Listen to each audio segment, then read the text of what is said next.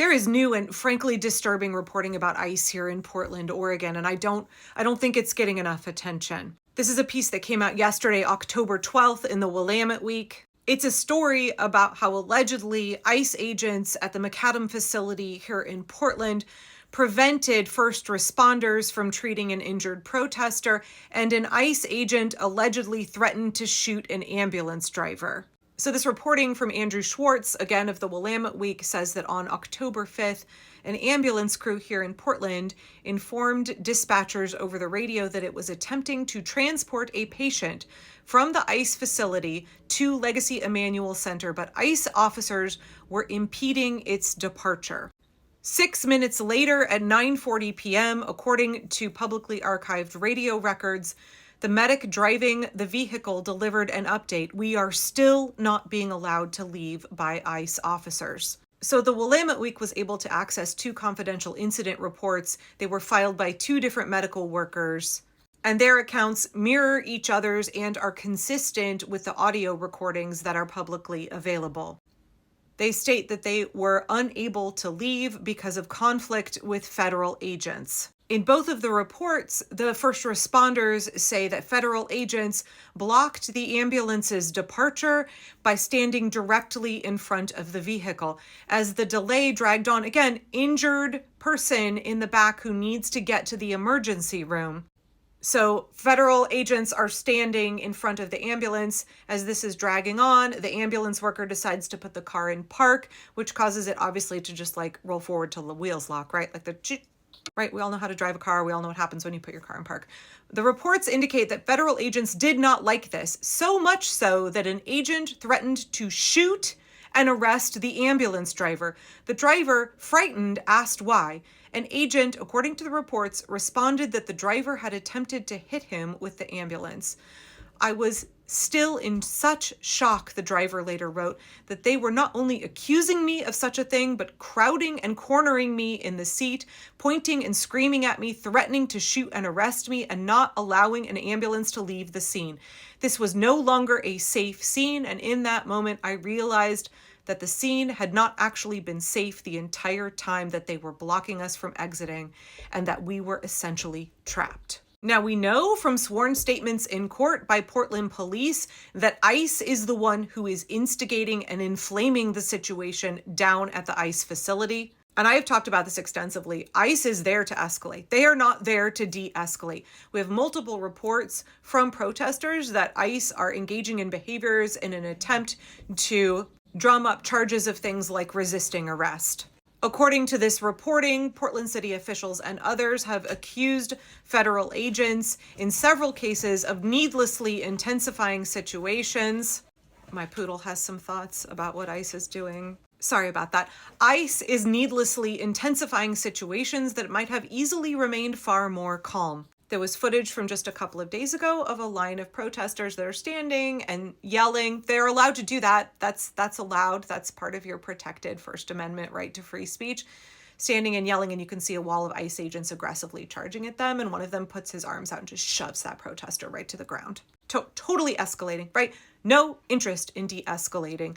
Portland is not on fire. Portland is not rioting. Portland is not out of control.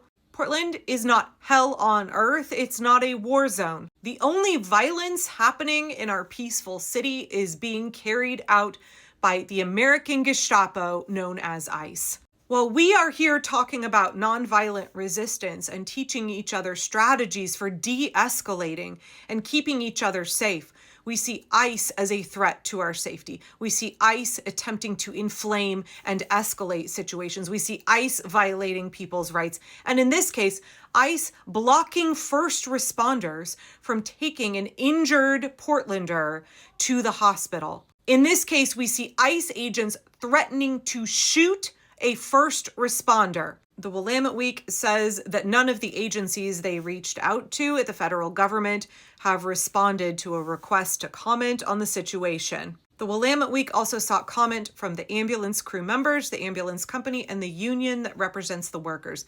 None of them denied that the incident had occurred as described in the documents. The union also added that when armed agents interfere with medical transport, they cross a moral line. So according to these reports, medics arrived, were treating the individual, had them loaded in the ambulance and wanted to leave. And then there was an initial delay where an ICE agent wanted to ride in the ambulance. And the first responders said, no, that's not okay. That without arrest paperwork, they were not legally allowed to ride in the ambulance. So this became an area of contention, and obviously the ambulance workers are trying to follow the law and make sure that their patient is cared for. And ICE is repeatedly insisting that they be allowed to ride inside the ambulance. According to the driver's reports, they said, I repeat it again, that no officer is permitted to ride in the ambulance and that they can meet us at the hospital and that we needed to be let out of the facility. Officers then began walking away from me whenever I spoke. At that point, a group of 5 to 8 civilian-dressed men walked into the garage and just stared at me. No identification on any of them. I walked back to the ambulance and I got in the driver's seat. I flipped the emergency lights on and I put the car in drive. I inched forward slowly out of the garage. At that point, a man in civilian clothing with a neck gaiter wrapped around the lower part of his face stepped in front of the ambulance and told the driver to halt. The ambulance driver, in his report, recalls telling the man not to stand in front of an ambulance. The man in civilian clothes blocking the vehicle yelled that the driver stop. Apparently, this person in civilian clothes claimed that the ambulance was going to hit or was at risk of hitting federal agents. The driver in his report said that didn't seem right since the agents who were in plain view wearing full riot gear were 15 feet in front and to the left of the ambulance. So time passed and more agents arrived and they were blocking the ambulance from leaving. Public records from this period say that 50 to 60 federal agents were completely blocking the road. So the ambulance driver put the car in park. The other medic attempted to get out and speak to the officers to try and de-escalate and get them to move, right? They have a patient who needs to get to the hospital. The driver said, I placed the ambulance in park, took my foot off the brake, and undid my seatbelt in an attempt to open the driver door. I looked up and suddenly an entire group of officers were crowded around the open door, some of them leaning toward me inches from my face. An agent, the driver recalled, pointed his finger at me in a threatening manner and began viciously yelling in my face, stating, don't you ever do that again. I will shoot you. I will arrest you right now. One of the things we talk about in de-escalation training is that when we learn emotion regulation and distress tolerance skills, we're able to keep ourselves calm and we're able to make rational decisions. We're able to also help keep everybody else calm.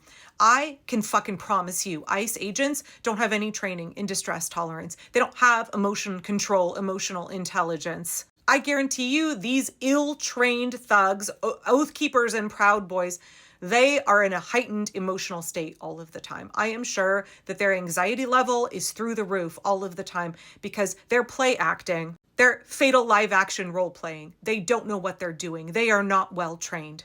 When you have men in body armor with weapons against unarmed civilians, against healthcare workers, and those guys are freaking the fuck out, that's how people get injured. That's how people get brutalized. That's how people get killed. Not only do these ICE agents not know the law, they have no interest in defending people's rights. They have no interest in de-escalating.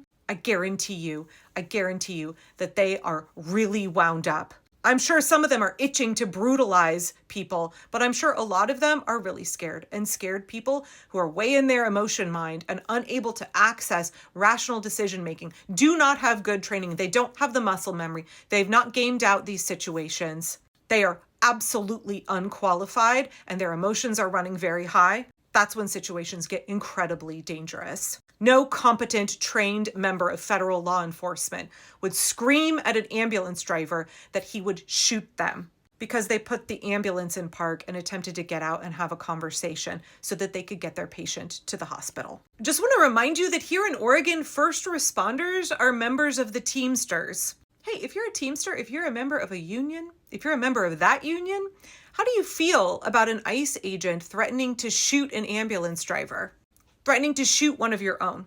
So we'll see where this story goes from here, but more people need to understand what's happening at the ICE facility. More people need to understand what ICE is doing in Portland.